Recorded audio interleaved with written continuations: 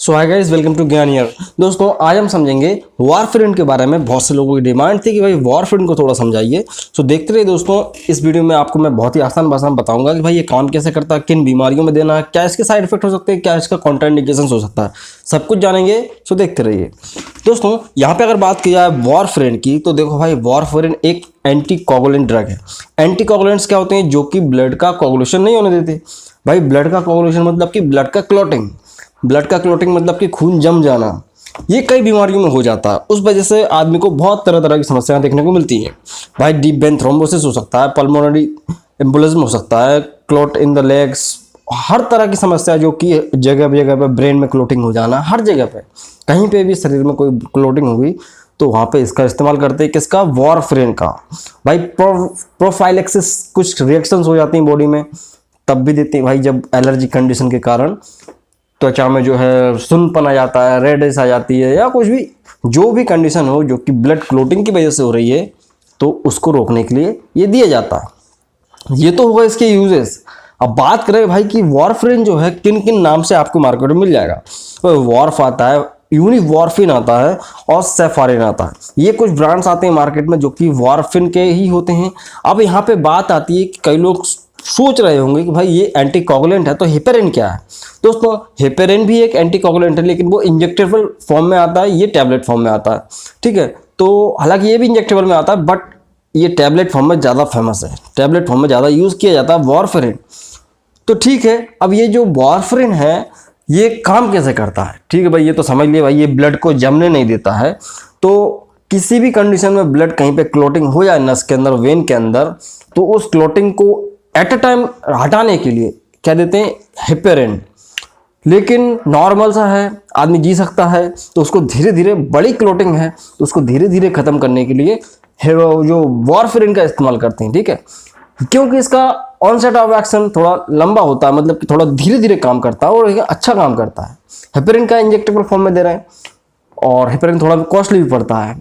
तो खैर, अब समझते हैं कि भाई ये वारफेरिन काम कैसे करता है शरीर के अंदर। दोस्तों, इसका कोई ज़्यादा बड़ा दिमाग नहीं लगाना है, इसमें बहुत ही सिंपल सा इसका मोड ऑफ एक्शन है। ये क्या करता है बेसिकली कि भाई ये विटामिन के जो एपॉइड रेडक्टेज कॉम्प्लेक्स 1 एक एंजाइम होता है, जैसे बोलते हैं क्या, VKOR1। ये VKOR1 क्या होता है? विटामिन के एपॉक्साइड रेडक्टेज कॉम्प्लेक्स 1। ये एक एंजाइम होता है जो कि इंपॉर्टेंट किसके लिए होता है? विटामिन के एक्टिवेशन के लिए। भाई हम बचपन से पढ़ते आए हैं कि विटामिन के है जो थ्रोम्बोसिस को कराता है, विटामिन के जो है जो क्लॉटिंग को बनाता है, तो उसके ही एक्टिवेशन को रोक देता है, क्योंकि उससे ही तो ये विटामिन के एक्टिवेट हो रहा है। किससे? VKORC। तो इससे ही ये एक्टिव होता है। कौन? विटामिन के। तो जब वारफेरिन देंगे तो इसको ही जाके इनहिबिट कर देता है। जब विटामिन के एक्टिवेट नहीं हो पाएगा तो ब्लड का कोगुलेशन नहीं हो पाएगा। तो इसका सिंपल शॉर्ट, इसका मोड ऑफ एक्शन होता है कि भाई ये सिर्फ और सिर्फ विटामिन के को जाके बनने ही नहीं देता है, एक्टिवेट ही नहीं होने देता बॉडी में। तो इस तरह से इसका यूज हम जो है कोगुलेशन के लिए करते हैं, भाई एंटी कोगुलेशन की तरह। तो ठीक है, अब ये क्या होता है, कई बार इसका मेटाबॉलिज्म पूछते हैं लोग। तो मेटाबॉलिज्म इसका जो है लिवर के अंदर होता है और एक्सक्रीशन किडनी के द्वारा होता है, पेशाब मार्ग से। मतलब अगर आपने वारफेरिन खाया तो वो आपकी जो मेटाबोलाइट कहाँ होगा? लिवर में होगा, किडनी से ये निकल जाएगा, पेशाब के थ्रू निकल जाएगा बॉडी में से। हाफ लाइफ की बात की जाए दोस्तों, तो इसकी सबसे ज़्यादा हाफ लाइफ होती है, मतलब कि 20 से लेकर 40 घंटा। अगर आपने अभी ड्रग लिया तो वो 20 से लेकर 40 घंटा आपकी बॉडी में रहेगा ही रहेगा। आधा होने में भी उसको बहुत टाइम लगेगा। ठीक है, अभी एक बात आती है, क्या इसकी हैबिट पड़ जाती है? देखो भाई, हैबिट क्यों पड़ेगी? क्योंकि ये जो है एंटी कोगुलेंट है, आपकी बॉडी में कहीं पे भी क्लॉटिंग हो रही है उसको जाके ये गला देगा, हटा देगा। तो इसकी कोई हैबिट वगैरह नहीं पड़ती है। ठीक है, और डिपेंड करता है कि भाई आप कितना ज़्यादा ले रहे हो, उससे थोड़े बहुत आपको इसके साइड इफेक्ट देखने को मिल सकते हैं। अगर बात की जाए वारफेरिन के कॉन्ट्राइंडिकेशंस की, भाई किन किन लोगों को नहीं दिया जा सकता वारफेरिन का टैबलेट, तो यहाँ पे अगर कोई व्यक्ति जिसने शराब पी हुई है, अल्कोहल का सेवन किया हुआ है, वो ना ले तो ज़्यादा अच्छा। प्रेगनेंसी में नहीं देते हैं। ब्रेस्ट फीडिंग मदर्स, मतलब कि अगर कोई महिला जो अपने बच्चे को दूध वगैरह पिला रही है तो उसमें भी कंडीशंस होती हैं। गायनेकोलॉजिस्ट चाहे तो दे सकता है, अदरवाइज नहीं दिया जा सकता। वो देखा जाता है भाई किस तरह की कंडीशन है, बॉडी वेट, ये सब कुछ देखा जाता है। ठीक है, तो ये सब देखने के बाद ही ब्रेस्ट फीडिंग मदर्स में दिया जा सकता है या नहीं दिया जा सकता, ये 2 कंडीशंस हैं। तीसरा है कि भाई कई लोगों में किडनी की समस्या होती है, तो उसमें कोई ज़्यादा कोई फर्क नहीं पड़ता। लिवर की समस्या अगर है, क्योंकि भाई देखो ये मेटाबोलाइज्म कहाँ हो रहा है, मेटाबोलाइट कहाँ हो रहा है, ये लिवर में जाके। तो लिवर की कोई समस्या नहीं होना चाहिए कि अगर किसी को कोई लिवर की पुरानी बीमारी है और उसको आप वारफेरिन देंगे तो उसको सही नहीं रहेगा। उसके अलावा कोई भी ब्लड डिसऑर्डर तो नहीं है, बॉडी के अंदर प्लेटलेट्स काउंट कम ज़्यादा होता रहता है किसी के, या किसी को कोई भी ब्लड की कोई बीमारी हो, ब्लड कैंसर वगैरह, तो उसको नहीं दिया जा सकता। तो ये कुछ उसके कॉन्ट्राइंडिकेशंस होते हैं। वहीं बात किया कि भाई इसके कुछ ड्रग इंट्रैक्शंस की कि भाई अगर आप सोचते हैं भाई हमारे तो क्लोटिंग है और हम वारफेरिन ले लेते हैं, डॉक्टर्स को आप नहीं बताते हैं कि आपकी दूसरी कौन सी दवाई चल रही हैं, तो आपको नुकसान होगा। तो देखो यहाँ पे इथाइनल एस्ट्राडोइल एक ड्रग होता है, ठीक है, वो उसके साथ नहीं लेना, जो कि एक हार्मोनल रिप्लेसमेंट थेरेपी के दौरान दी जाता है, इथाइनल एस्ट्राडोइल। इसके ऊपर मेरा वीडियो है, आप वो भी देख लीजिएगा। महिलाओं की ड्रग है ये, तो उसके साथ नहीं देना है।